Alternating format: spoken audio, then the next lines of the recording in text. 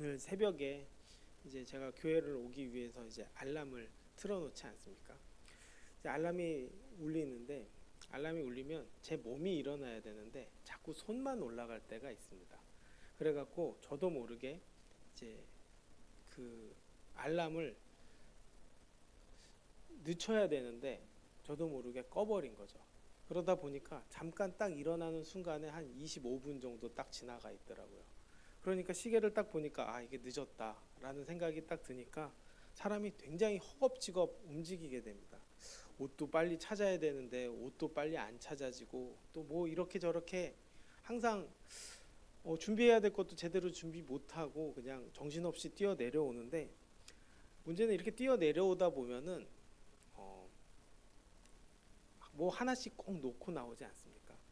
뭐 하나씩 꼭 놓고 나오다 보니까 이제 또 뭘 하나 실수는 하겠지 생각은 했지만 내려오면서까지 그래도 괜찮다고 생각했는데 자동차 앞에 딱 서는 순간에 차 문이 열리지 않는 것을 보고 또 차 키를 놓고 왔구나 이런 생각이 딱 들면서 또 머리가 쭈삣쭈삣 서는 거예요. 그러니 다시 또 올라가서 또 키를 찾고 또 내려오고 뭐 이러다 보니까 정신없이 내려오다 보니까 이제 교회도 정신없이 또 달려오고 이러다 보니까 조금 원래 오던 시간보다는 늦게 왔지만 뭐 많이 늦지는 않았어도 그래도 조금 늦게 오긴 했는데, 이런 걸 보면서 어떤 생각이 드냐면 내가 늦게 일어나는 순간에 징조가 딱 드러나게 되죠.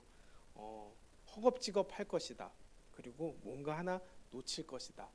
근데 하나만 놓치면 다행이지만 또 여러 개 놓치지 않습니까? 그만큼 허겁지겁 하다 보면 어떤 일이 일어날 것이다 라고 우리가 예측할 때가 있는데, 사실 예수님께서도 이런 모습들을 통해서 마지막 때가 있다라는 것을 미리 예측하게 하신다는 것이죠.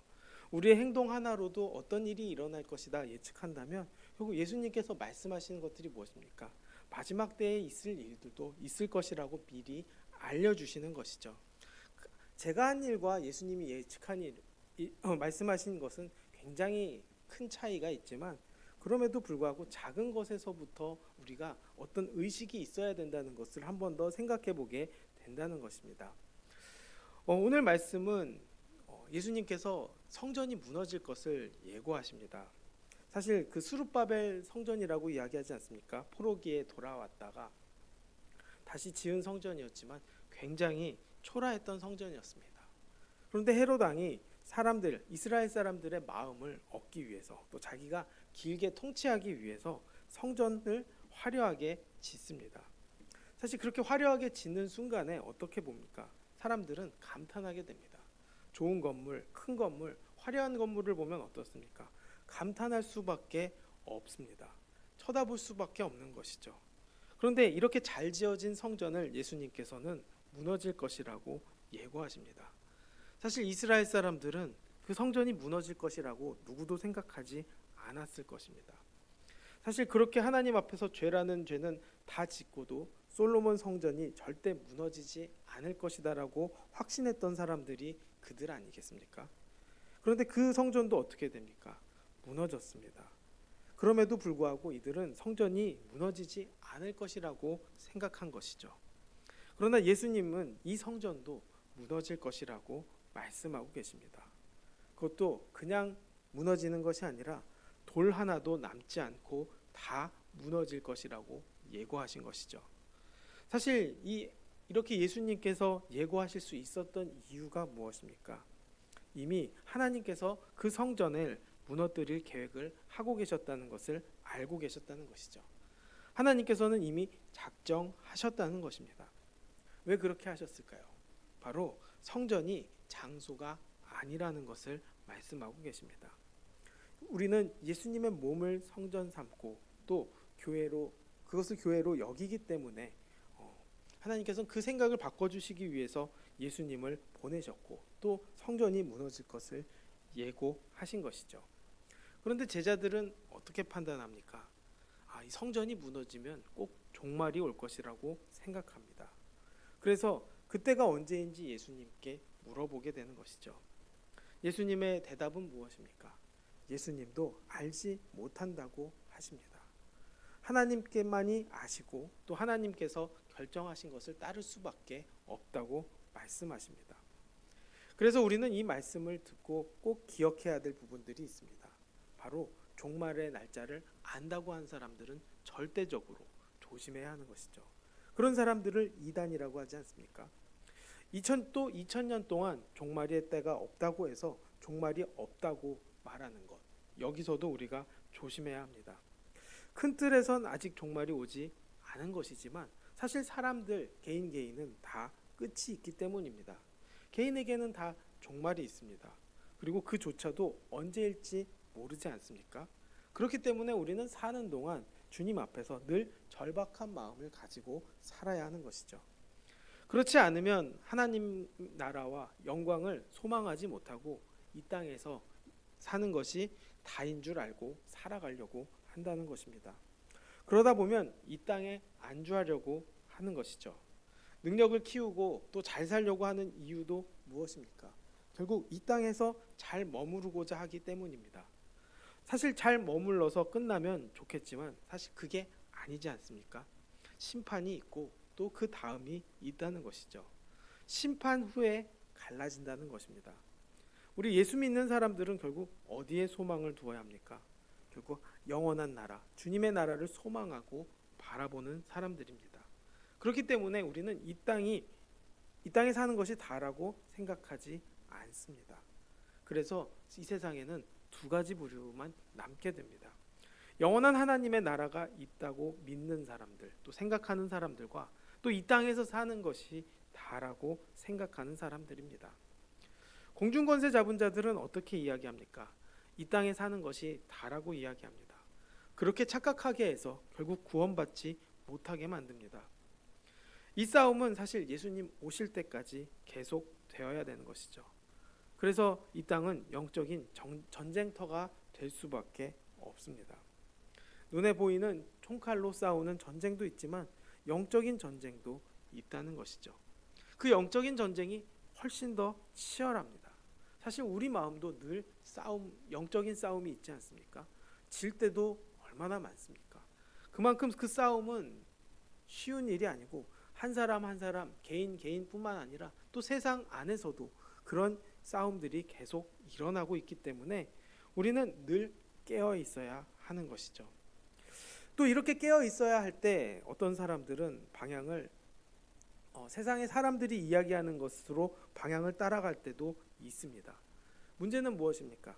사람을 따라가면은 안 된다는 것이죠. 여기서도 조심해야 하는 사람들이 어떤 사람들입니까? 나를 따르라고 하는 사람들입니다. 그것을 강조하기 위해서 오히려 내가 예수라고 하는 사람들이 있다는 것입니다. 자신이 구원자라고 착각하는 사람도 있고 또 착각하게 만드는 사람도 있다는 것이죠. 그러나 우리는 여기서 조심해야 합니다. 바로 사람을 함부로 따라가서는 안 되는 것이죠. 사람만큼 위험한 것이 없기 때문입니다.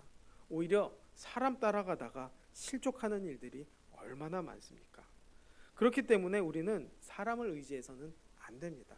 오직 하나님의 말씀을 따라 주님의 음성을 듣고 주님이 인도하시는 그 길을 따라야 하는 것이죠. 결국 예수님은 그날이 아직 알 수 없다라고 예수님도 말씀하십니다. 하나님께서 정하신 그날은 알 수 없지만 결국 마지막 때에 드러날 징조는 알려주시죠. 첫째로 민족과 나라 간의 대립과 갈등이 증가할 것을 경고하십니다. 이것은 정치적으로 또 사회적으로 큰 혼란을 초래할 수 있다는 것이고 또 이것이 많은 사람들에게 영향을 미친다고 이야기합니다.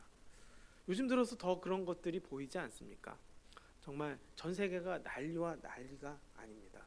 정말 각 나라마다 지금 평안하다라고 여겨지는 나라가 한 나라도 없습니다. 아름답다 하는 정말 우리가 살고 싶다 하는 나라들이 별로 없다는 것을 보게 됩니다. 이것을 보면 어떻습니까? 정말 이 세상의 난리 속에서 누구를 의지해야 될지 모른다는 것이죠. 어떤 사람들은 강한 자를 의지하라고 합니다. 또 어떤 사람들은 대세를 따르라고 합니다. 그러나 우리는 어떻게 따라가야 할 것입니까? 바로 주님을 따라가야 한다는 것이죠.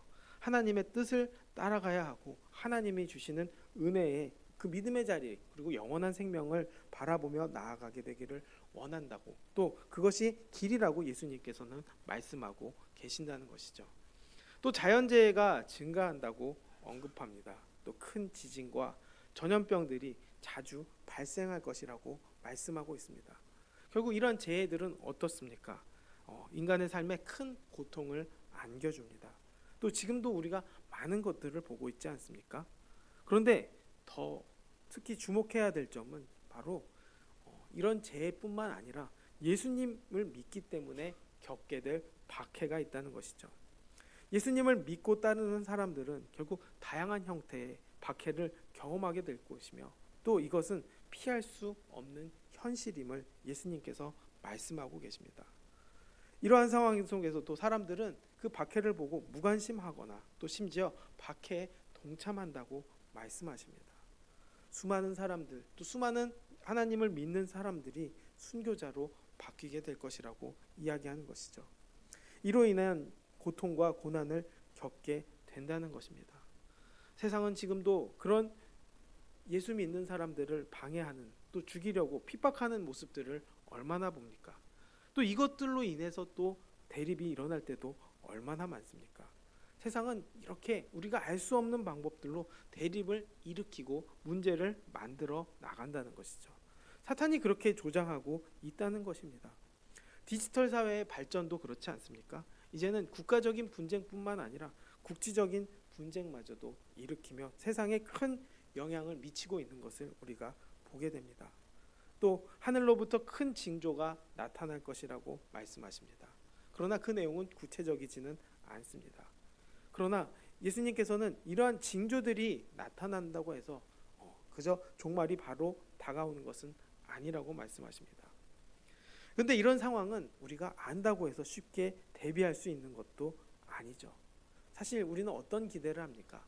좋은 기대, 나에게 편안함이 올 것이다라고 기대하지만 예수님의 대답은 그들과 다르다는 것이죠.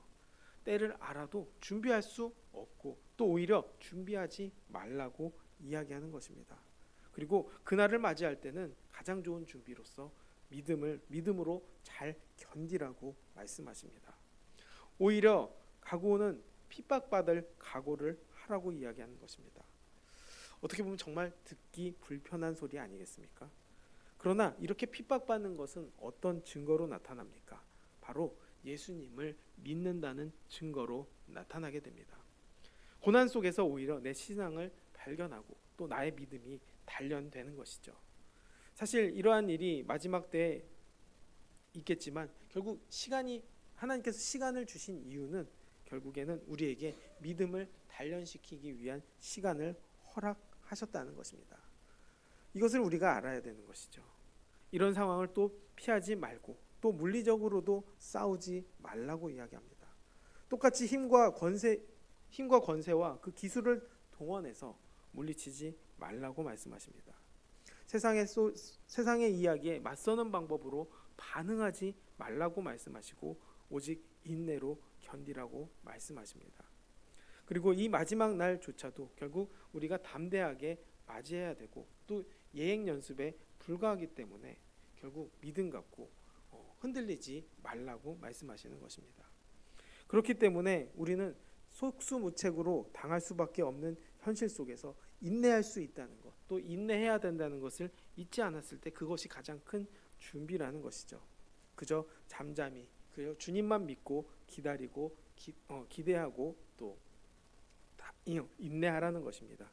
그렇게 인내했을 때 증인이 된다고 말씀하시는 것이죠.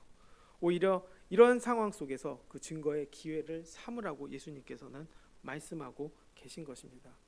믿음이 있는 자에게는 다른 사람의 믿음을 증거할 수 있는 기회가 되는 것이고 또 자기 스스로 믿음을 확증할 수 있는 기회를 삼게 되는 것이죠.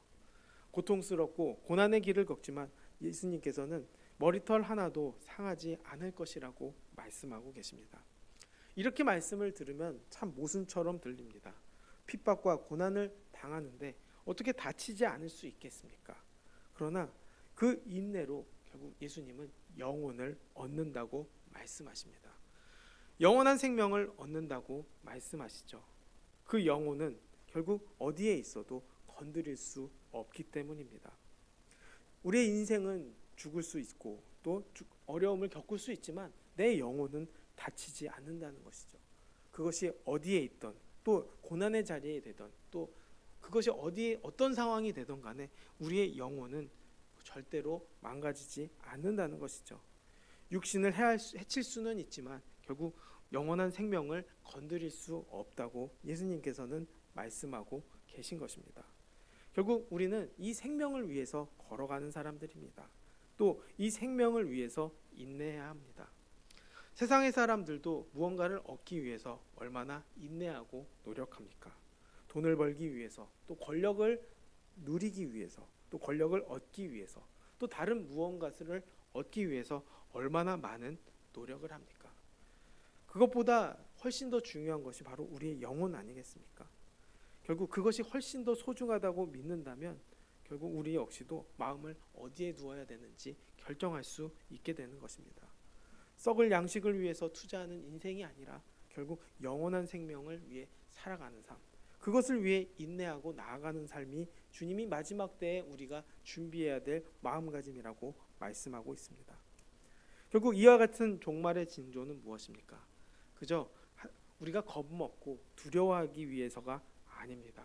오히려 어떻게 대해야 될지 알려주시는 예수님의 권면이자 또 예수님의 하나님의 사랑입니다. 결국 이 종말의 경고는 그 무엇보다도 우리를 구원으로 초대한다는 것을 잊지 말아야 합니다. 아직도 주님을 부르는 자라면 누구든지 구원받을 수 있는 은혜의 시간이 남아있기 때문입니다. 그렇기 때문에 우리는 이런 징조에 집중하기보다는 일상 속에서 믿음을 가지고 인내하는 것이 더 중요하다는 것을 잊지 않았으면 좋겠습니다. 결국 우리가 예수님의 가르침을 따라 우리는 믿음과 인내로 준비하게 되기를 원합니다. 그리고 그 인내와 준비로 이 시대를 살아서 결국 영원한 생명을 얻는 우리 모두가 되기를 주님의 이름으로 축원하겠습니다. 기도하겠습니다. 사랑과 은혜가 많으신 아버지, 우리는 영원한 생명을 얻기 위해 이 땅에 왔음을 보게 됩니다. 또 우리에게 그 영원한 생명을 허락하심에 감사합니다. 그러나 이것은 그저 인간의 노력으로 또 인간의 방법으로 얻을 수 없고 오직 주님의 은혜와 주님의 말씀과 주님의 인도하심으로 얻게 된다는 것을 보게 됩니다. 아버지, 우리가 말씀 가지고 이 세상에서 이 종말의 때를 의식하고 아버지 믿음과 인내로 살아갈 수 있는 능력과 힘을 더하여 주시옵소서. 또 이 고통과 고난 속에서도 주님의 뜻을 따르게 하여 주시고 또 주님의 말씀을 전하게 하시고 영원한 생명을 얻는 놀라운 은혜의 기쁨으로 달려갈 수 있게 주님 도와 주시옵소서. 모든 영광 주님께 돌리며 예수님의 이름으로 기도드렸습니다. 아멘.